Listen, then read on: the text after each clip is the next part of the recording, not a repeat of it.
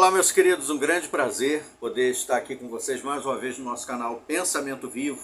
E eu quero agradecer a você aí pela sua presença aqui no canal, pelo fato de você estar aqui conosco, acompanhando os nossos vídeos.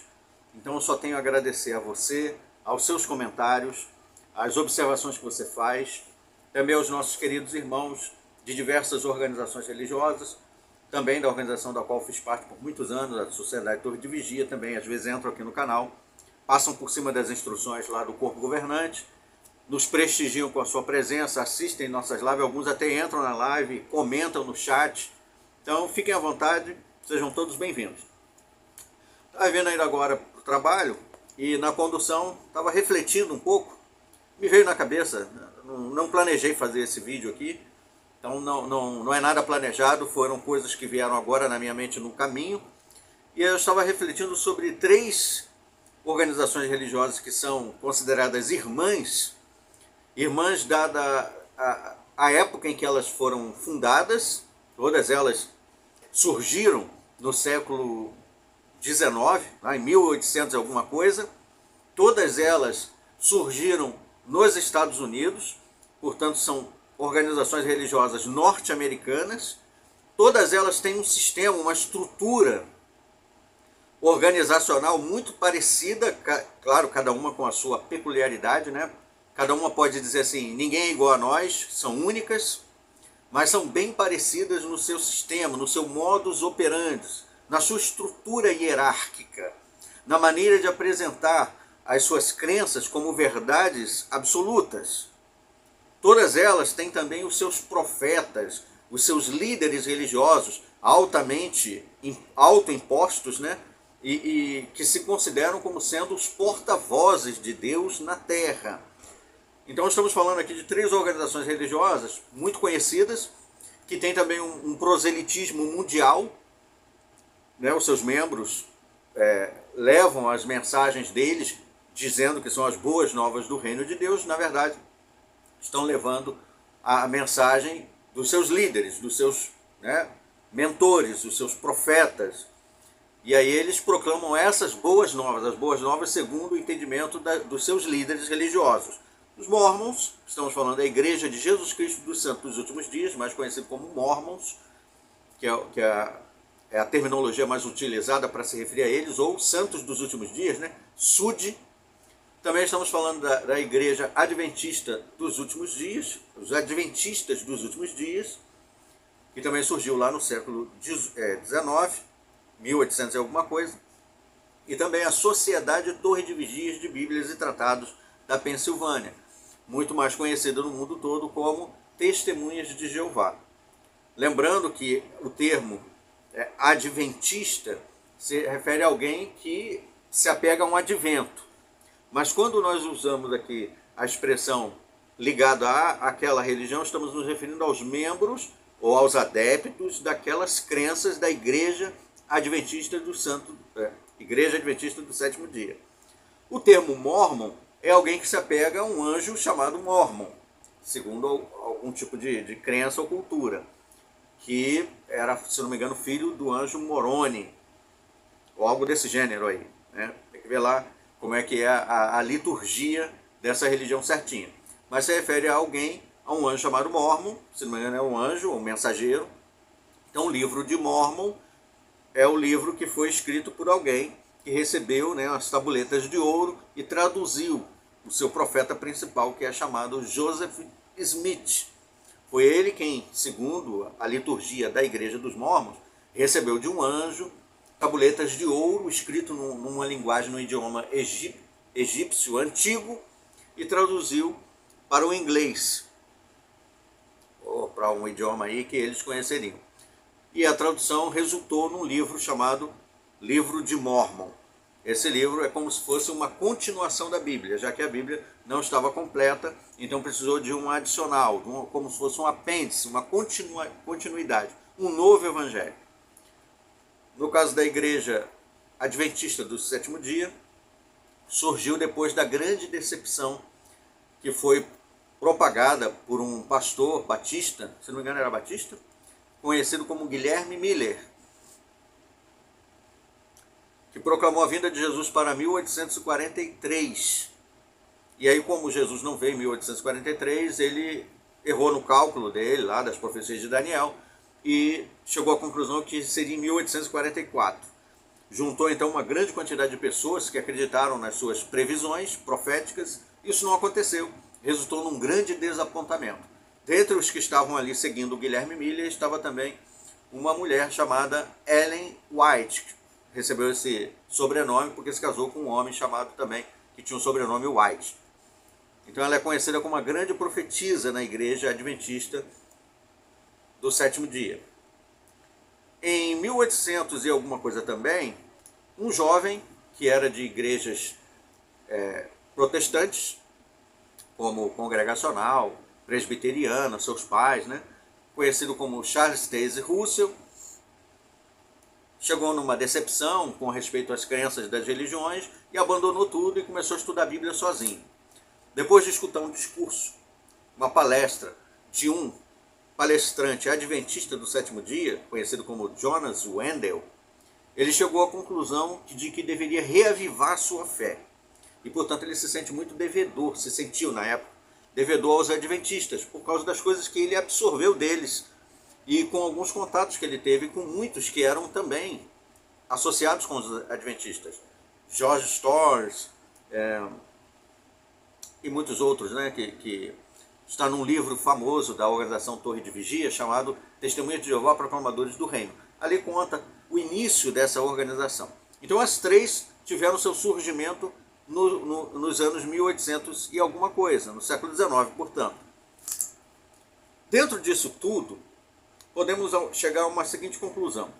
Qualquer organização religiosa, naturalmente, pode, de repente, surgir baseado numa visão, num clareamento, num reavivamento de fé. Alguém, algum líder, algum visionário pode simplesmente chegar e dizer: eu cheguei a esta conclusão e, portanto, agora Deus fala através de mim. E passar um monte de ensinamentos e perspectivas, profecias, expectativas, doutrinas e regras baseados nos seus conceitos, naquilo que ele entende que é Deus falando com ele, conforme ele lê as Escrituras. E, portanto, isso se caracteriza, então, dogma, ou seja, algo que você fundamentou no seu entendimento e determinou que aquilo é verdade e é absoluto. E quer que todos sigam e acreditem nisso como verdade também. O nome disso é dogma. Então, cria os seus dogmas e um monte de gente vai atrás acreditando no que você está dizendo.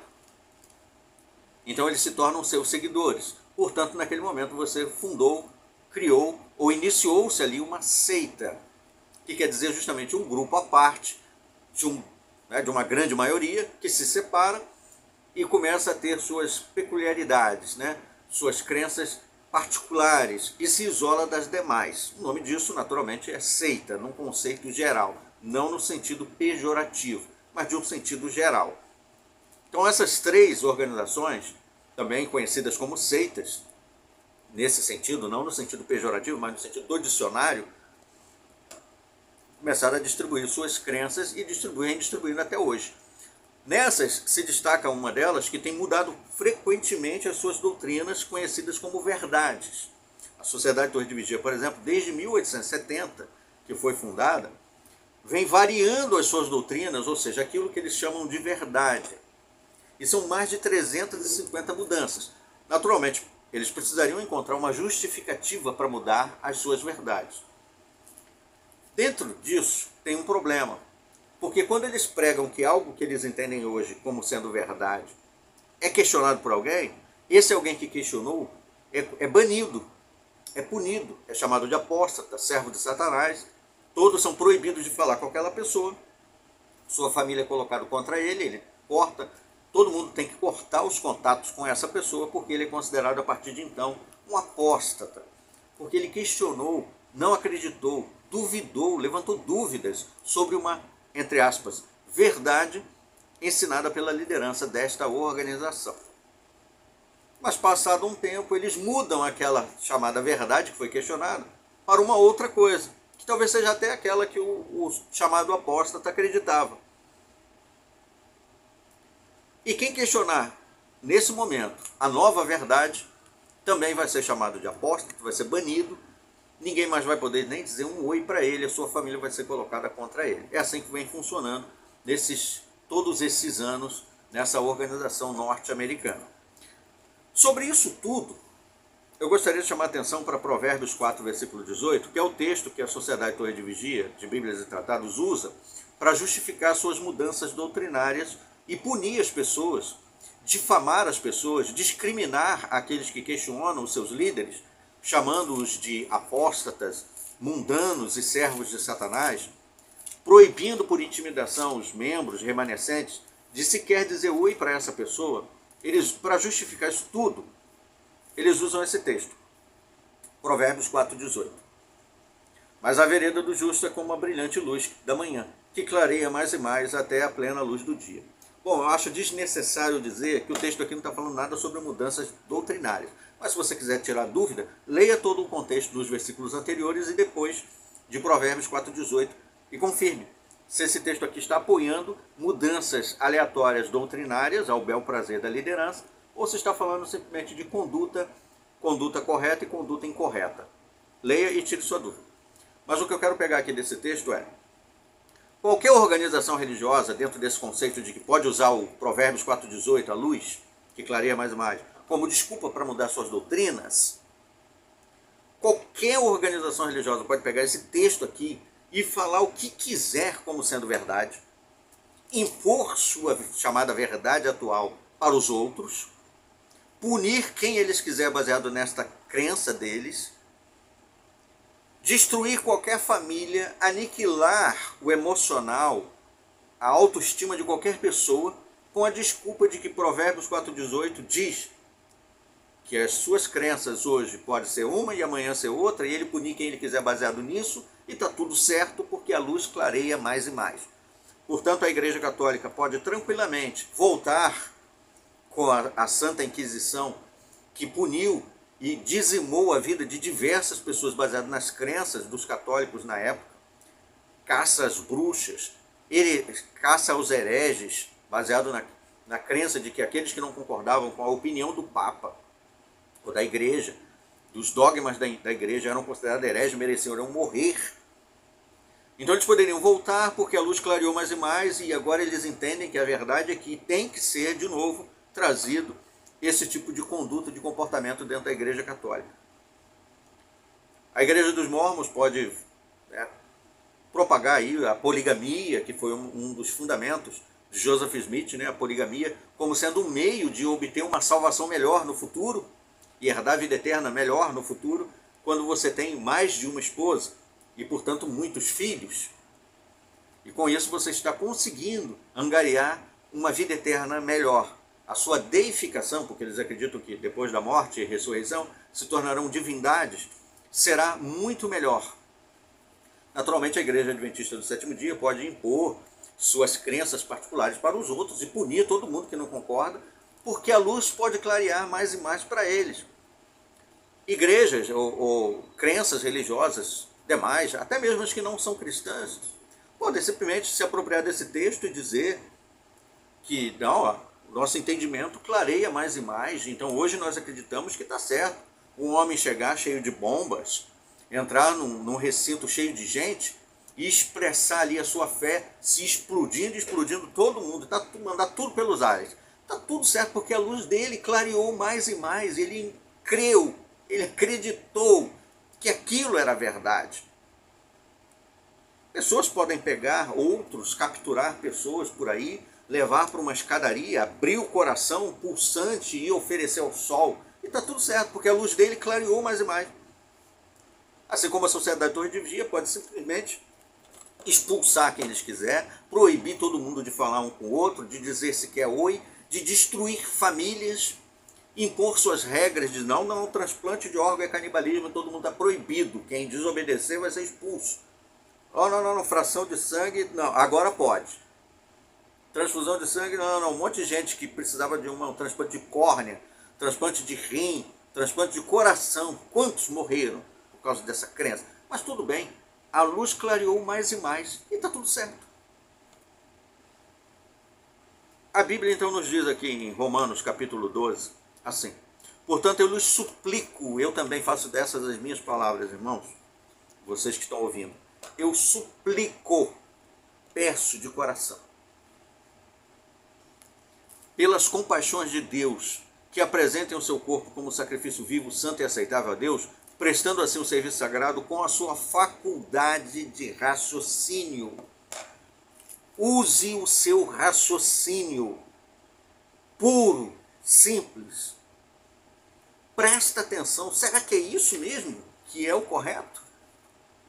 Usar um texto lá, a Luz Clareira vai fazer o que quiser, e sem questionável ainda por cima. É só minha crença, você tem que respeitar a minha crença. Eu acredito que o certo para mim é fazer sacrifício humano, então vou sacrificar a tua vida, porque eu acredito que esse é o certo, e ninguém pode questionar isso, está tudo certo. É desse jeito mesmo. Por favor, me corrija se eu estiver errado. É assim mesmo que tem que ser? Continuando. Efésios capítulo 4, versículo 4. Já li aqui várias vezes esse texto. E vou ler a referência dele nessa tradução, que é uma tradução da Sociedade Torre de Vigia de Bíblias e Tratados, a versão de 2015, que sofreu um monte de alterações para se adequar mais de perto à crença da liderança. Como é uma crença que muda conforme o tempo, baseada em Provérbios 4,18, que é a Luz Clareia mais, pode ser que mais para frente eles tragam uma nova Bíblia adequada às novas luzes, às novas crenças. Efésios 4, versículo 14 diz: então não devemos ser como crianças, aliás, não devemos mais ser como crianças, jogados como que por ondas e levados para lá e para cá, por todo o vento de ensinamentos, pela esperteza de homens, pela astúcia de artimanhas enganosas. Então você aí que está discriminando o seu parente, você que está tratando o seu pai, a sua mãe, como se fosse uma pessoa que está servindo a Satanás, só porque não acredita mais na liderança dessa organização da qual ele fazia parte.